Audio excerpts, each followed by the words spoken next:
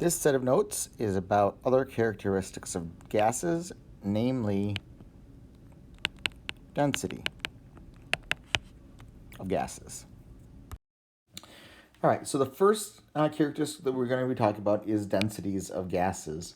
All right, so if we take our ideal gas law and we divide both sides of it by V and by RT, we can rearrange it into this format here, N over V equals P over RT.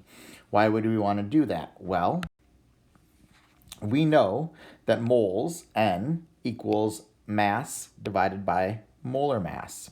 So if I go ahead and substitute into our equation for N, I then get mass over molar mass times V equals P over RT.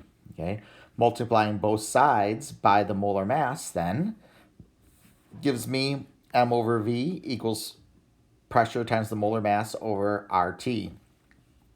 Right? You'll notice that this is mass over volume. We know that mass divided by volume is density. So what we've just done there is we figured out a way of finding density if we know the molar mass of our gas, the pressure, and the temperature. Okay, so if we know the molar mass, the pressure, and the temperature, we can calculate the density of a gas using this expression.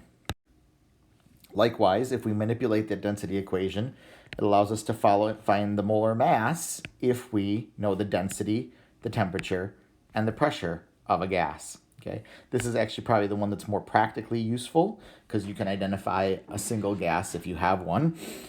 If you can measure its density, which is fairly easy to measure, if you can measure the temperature and the pressure, right? So all measurable things that allow us to determine a molar mass of a gas.